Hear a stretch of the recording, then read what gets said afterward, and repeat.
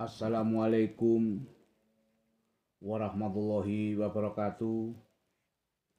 Bismillahirrahmanirrahim. Asyhadu alla ilaha illallah wahdahu la syarikalah wa asyhadu anna Muhammadan abduhu wa rasuluh. La haula wala quwata illa billahil aliyil azim.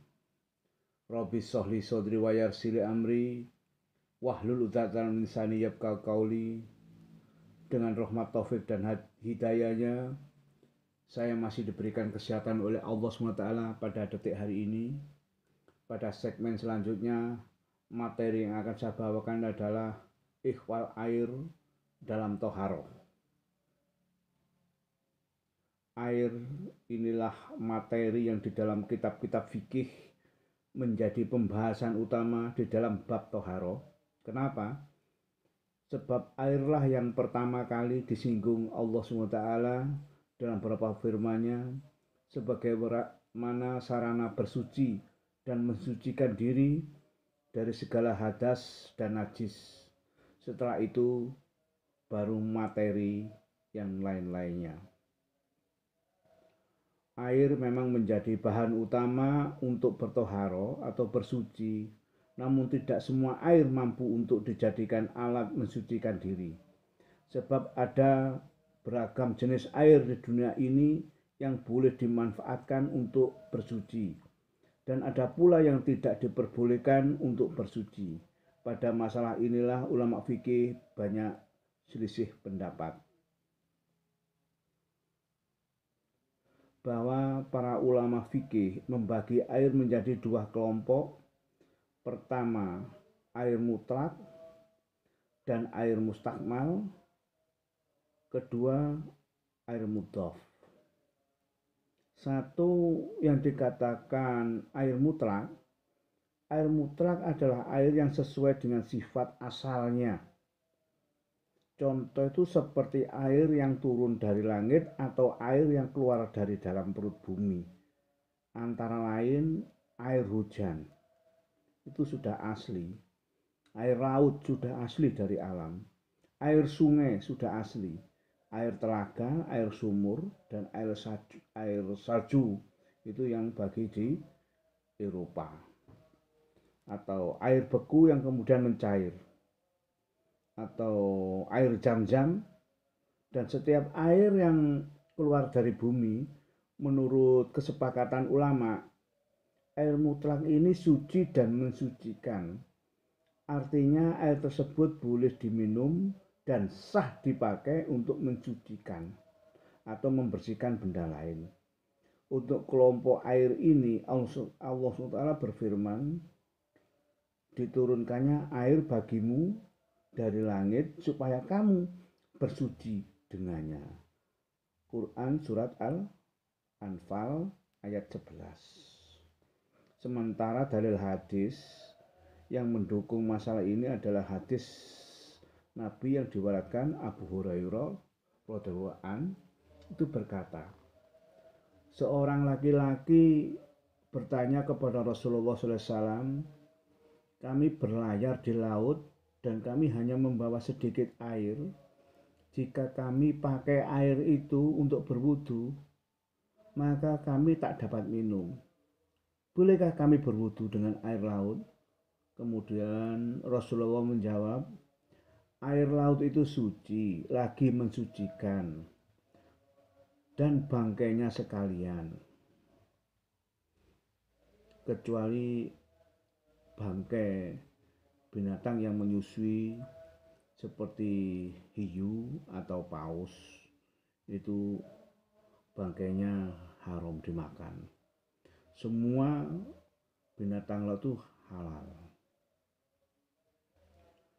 Hadis yang lain adalah tatkala Nabi yang mulia ditanya bagaimana hukumnya air sumur.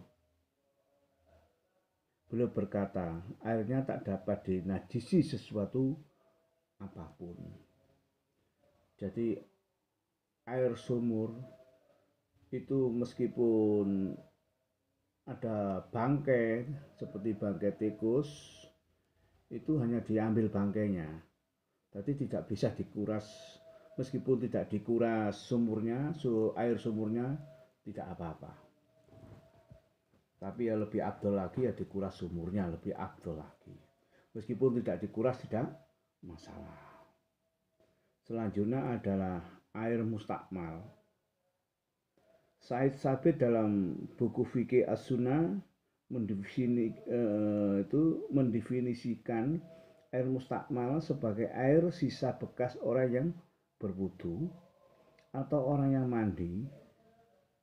Sedang Muhammad Jawad Bukhaniyah berkomentar begini, apabila kita membersihkan najis dari badan, pakaian, atau bencana dengan air mutlak, lalu perpisahlah air bekas basuhan itu dengan sendirinya atau dengan jalan diperas, maka air yang terpisah itu disebut dengan air mustakmal.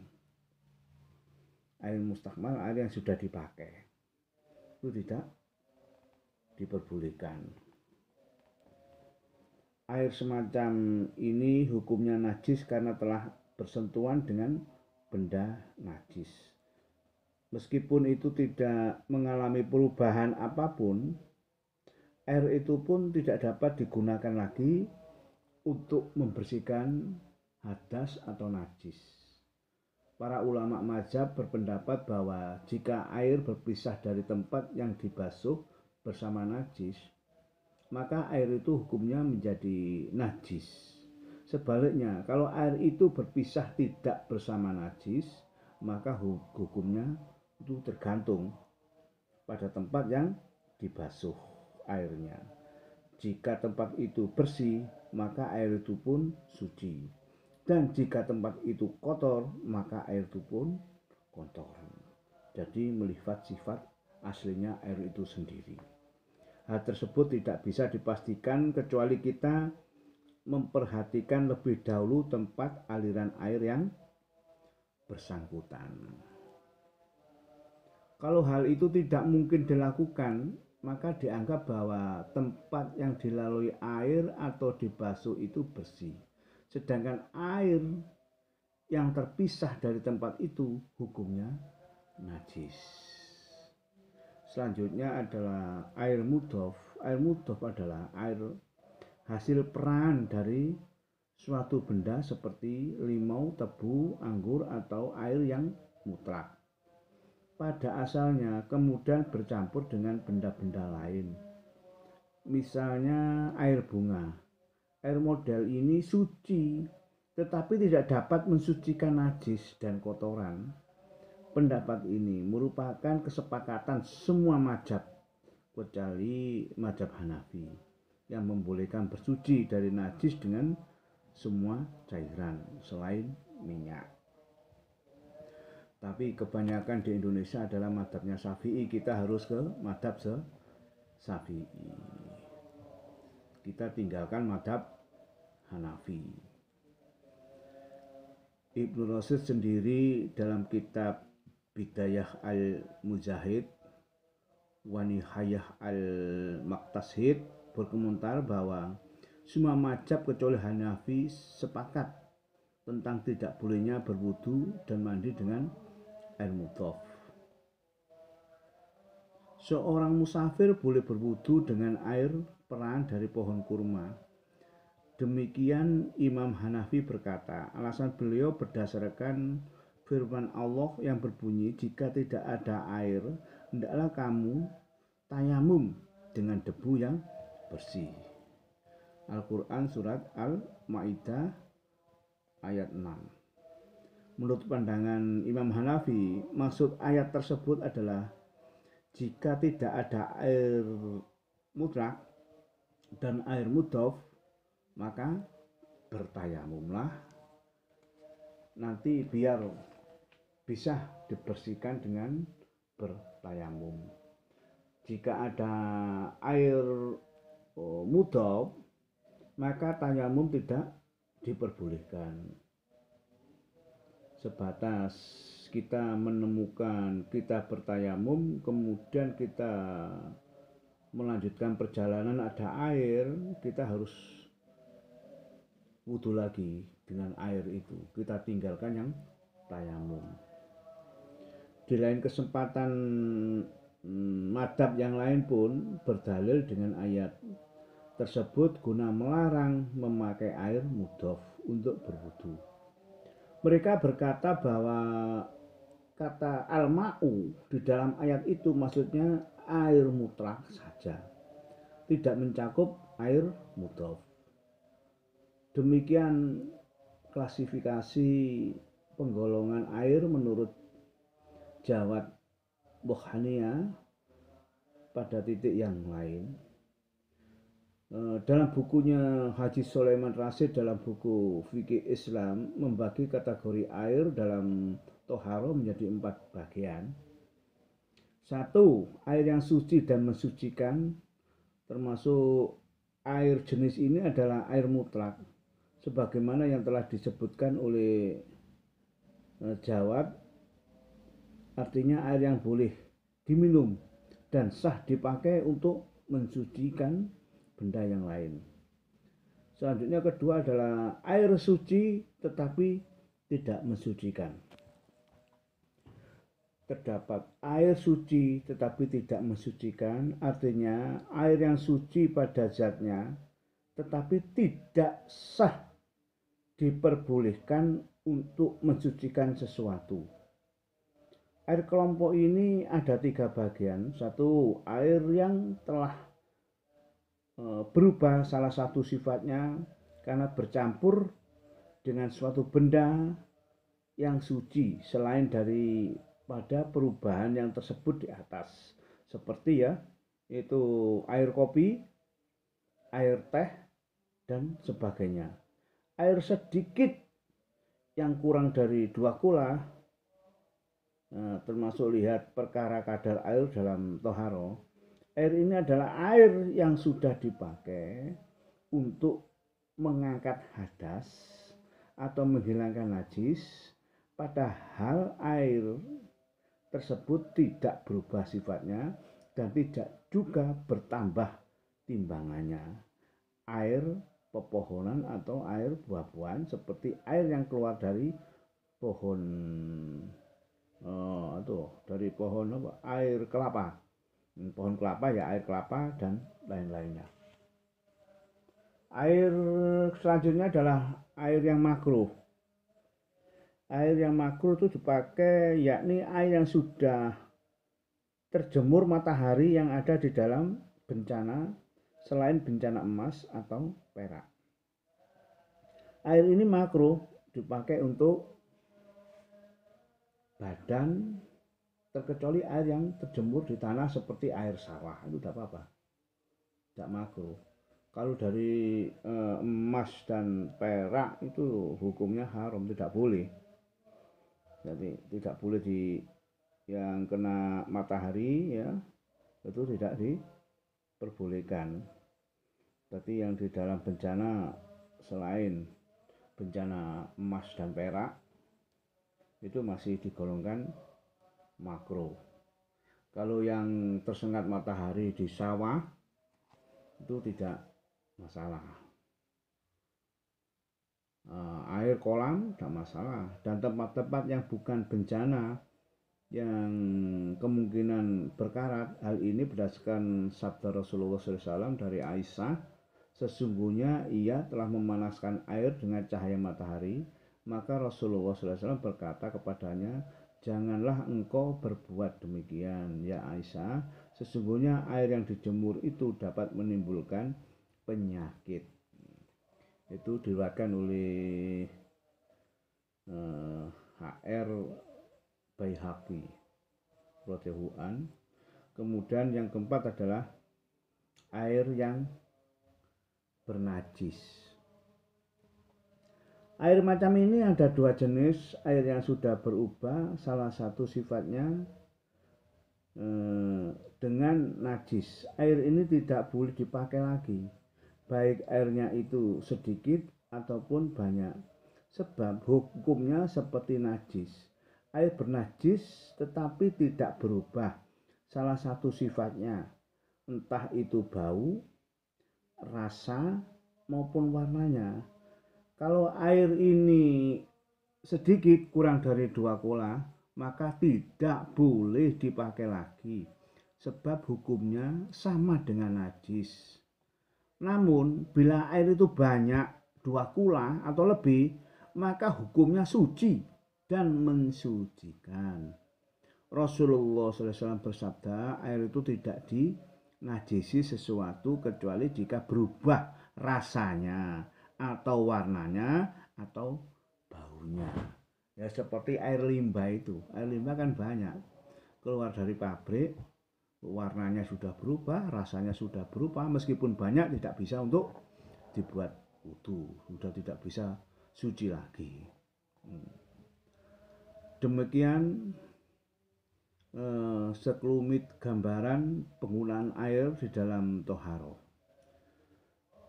Jadi perkara kadar air dalam toharo itu semua mazhab fikih sepakat apabila air berubah pada warna, ya, rasa dan baunya karena bersentuhan dengan najis, maka air itu menjadi najis, baik sedikit maupun banyak, baik bermata air ataupun tidak bermata air, entah itu air mutlak maupun air mudhof.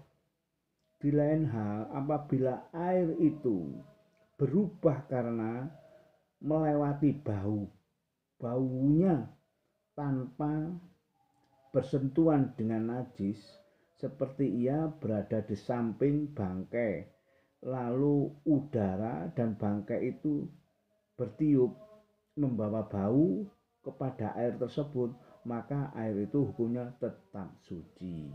Paham di sini ya? Mungkin paham.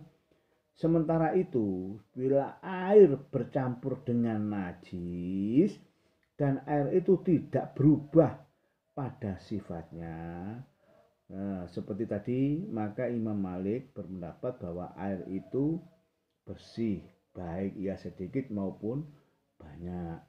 Sedangkan madzhab fikih yang lain berpendapat jika airnya sedikit maka najis, dan bila airnya banyak maka tetap suci. Namun kapankah air itu bisa disebut banyak dan sedikit? Kita berpatokan kepada madzhab Imam Syafi'i.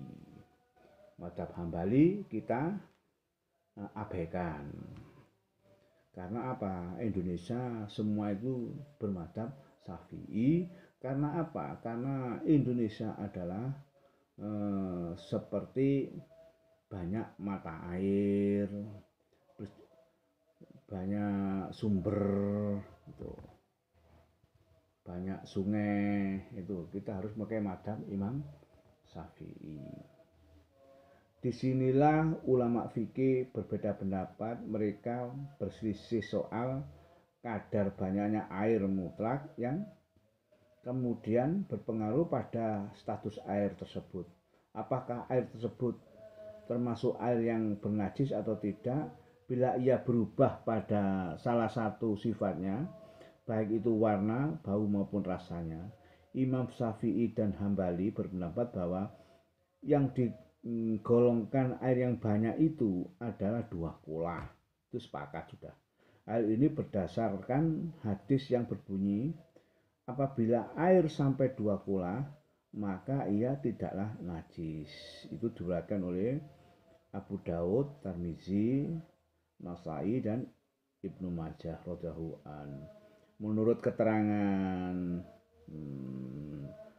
dulu Haji Sulaiman Rasyid, itu pengertian air 2 kula itu adalah kalau tempatnya 4 persegi, 4 persegi panjang maksudnya, ya, maka panjang dan lebar dan dalamnya sebesar 1/4 hasta. Sedang bila wadahnya bundar, maka garis tengahnya itu 1 hasta. Sedang dalamnya 2/4 hasta. Dan kelilingnya sebesar 3/10 hasta. Berdasarkan penjelasan Jawad Mukhaniyah dalam buku fikih 5 madzhab, Dua kolak itu sama dengan ukuran 500 kati.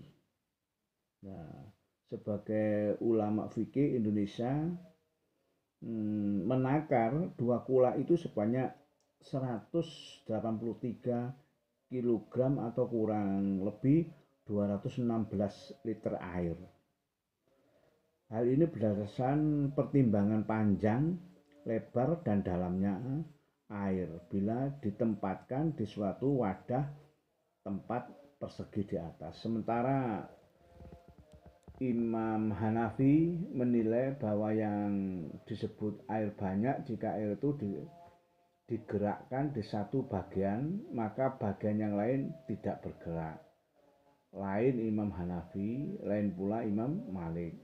Bagi Imam Malik, air sedikit atau banyak itu sama saja.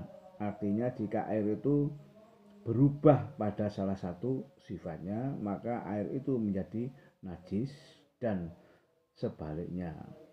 Bila tidak, maka tetaplah suci. Bismillahirrahmanirrahim. Jadi demikianlah sekelumit gambaran penggunaan air di dalam toharo. Bila ada kurang lebihnya, saya minta maaf sebesar-besarnya. Assalamualaikum warahmatullahi wabarakatuh.